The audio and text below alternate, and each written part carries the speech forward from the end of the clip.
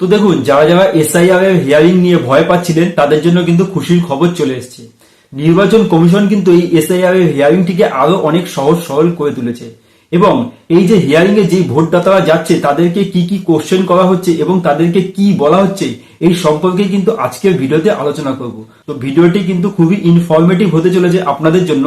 তো আশা করব আপনারা ভিডিওটিতে শেষ অবধি থাকবেন।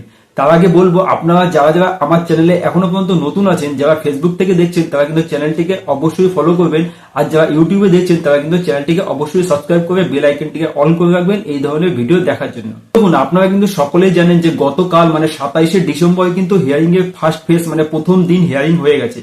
তো আমাদের এখান থেকে কিছু লোক গিয়েছিল এই হিয়ারিং এর জন্য। তাদের সঙ্গে কথাবার্তা বলে আমি যেটুকু জানতে পারলাম যে এই যে হিয়ারিং এ তাদের কি কি কোশ্চেন করা হচ্ছে এবং তাদের কি বলা হচ্ছে সেটাই কিন্তু আমি আপনাদের সঙ্গে আলোচনা করতে যাচ্ছি। তো দেখুন, আমার সঙ্গে যে কথা হয়েছে, যে প্রথম ব্যক্তি হিয়ারিং এ গিয়েছিলেন তার কিন্তু যে সমস্যা যেটা ছিল সেটা হচ্ছে গিয়ে তার যে হিয়ারিং এর মিসম্যাচ হয়েছে, মানে তাকে কিন্তু হিয়ারিং এ ডাকা হয়েছিল 2002 সালের ভোটার লিস্টে কিন্তু তার কোনো আত্মীয়ের নাম ছিল না। তো সেক্ষেত্রে কিন্তু তাকে সবার প্রথমে যাওয়ার পরে তার নাম জানা হয়েছে, তার বয়স জানা হয়েছে, তার সঙ্গে সঙ্গে তার বাড়ি কোথায় এটাও কিন্তু শোনা হয়েছে এবং তারপরে তাকে জিজ্ঞাসা করা হয়েছে যে তার 2002 সালে যে ভোটার লিস্টে নাম নেই এই সম্পর্কিত তার কাছে অন্য কি নথি আছে, এবং সে কিন্তু তার কাছে যে ডকুমেন্টসটা চাওয়া হয়েছিল সেটা কিন্তু দিয়ে দেওয়া হয়েছে। দিয়ে দেওয়ার পরে সেই ডকুমেন্টস কিন্তু তারা রেখে দিয়েছেন স্ক্যান করে, এবং তাকে জানানো হয়েছে যে আগামী 5 দিনের মধ্যে কিন্তু তাকে ভেরিফাই করে তার যে নামটা সেটা আগামী ভোটার লিস্টে থাকবে কিনা সেই সম্পর্কিত জানানো হবে।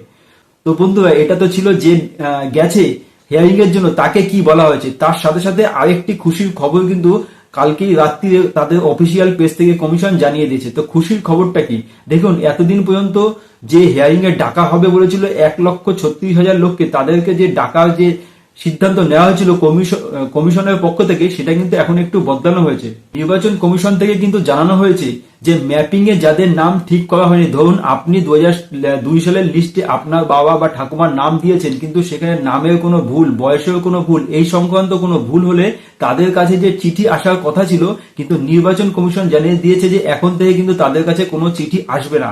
তার কারণ হচ্ছে এগুলো কিন্তু বিএলওই তার পক্ষ থেকে তার কাছ থেকে যোগ্য ডকুমেন্টস নিয়ে তারাই ঠিক করে নেবেন।